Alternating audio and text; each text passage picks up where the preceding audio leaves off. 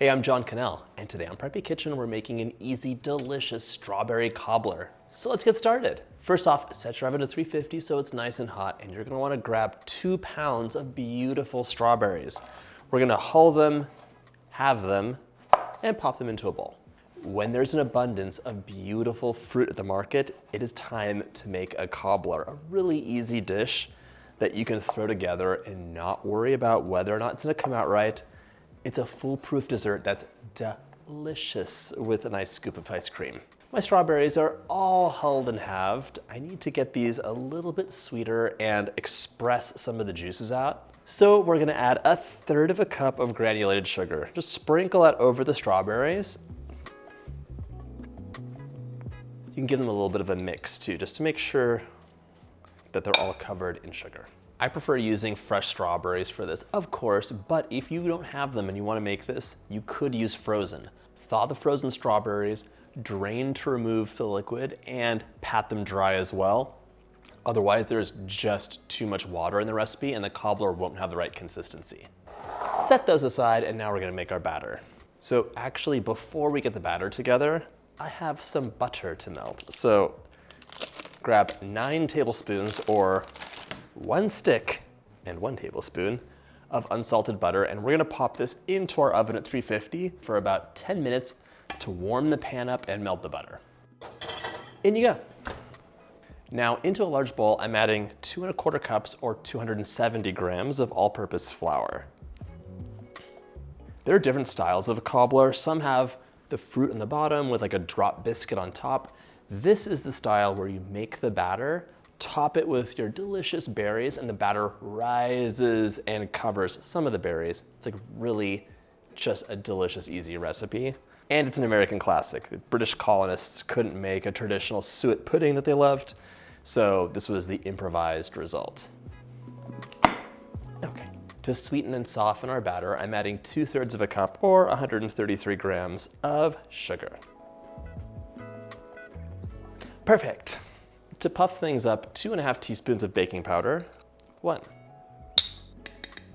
2 1/2. 1/2 teaspoon of salt for contrast. Grab a whisk. Scale's done, and we're gonna mix this up. This recipe is also great if you bought a bunch of berries at the market and you haven't used them up yet, but they're about to go bad, like they're starting to get too soft. Perfect for a cobbler.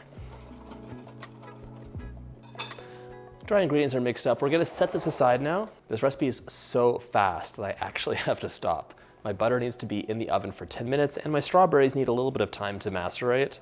So I'm gonna stop for 5 minutes and come back, then complete the batter so it's all ready at the same time. Since I have a couple minutes, I just wanna mention I have 1 1/4 cups or 300 mils of whole milk, and I'm gonna add 2 teaspoons of vanilla and just give it a swirl. Okay, now this is ready to pour in and complete the batter in just a minute. We're just about at that 10-minute mark, so I have a trivet ready since I'm gonna work on the countertop. Do not want your hot pan on your countertop. Add your milk and vanilla right into the flour. And we're gonna stir this together until it is just combined. I want this to be a really tender melt in your mouth topping, and the secret to that is measuring your flour and not overmixing the batter.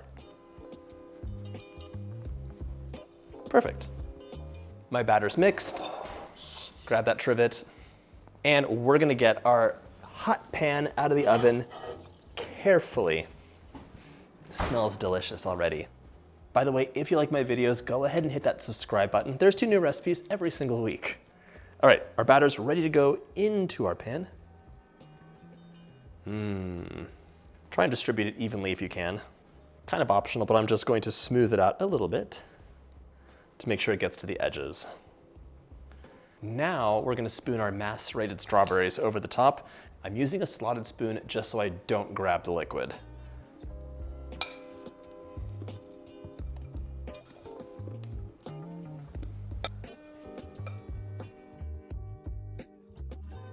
So I mentioned there's different kinds of cobbler, but do not get this confused with a crisp. Another delicious and easy recipe that is similar in that you have a bunch of fruit with a topping, but a crisp will usually have some oats and it's a more crumbly texture to begin with. Sprinkled over the top, it bakes up and you have a nice play of textures as well. They're both delicious, but they're different.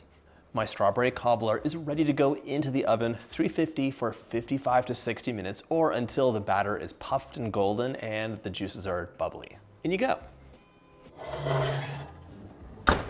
Your cobbler is going to go pretty quickly, but it'll last 4 days in the fridge, or you could freeze the cobbler for up to 3 months. Just thaw overnight in the fridge before warming up in the oven again.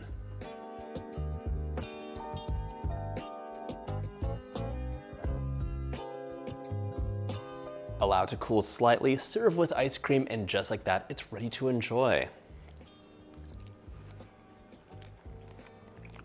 Perfectly sweet with a lovely play of textures. The fruit is so soft and the cobbler itself is crisp on top, but really melt in your mouth in the middle. I hope you get a chance to make this easy, delicious recipe. And if you like my videos, hit that subscribe button and check out my cobbler playlist.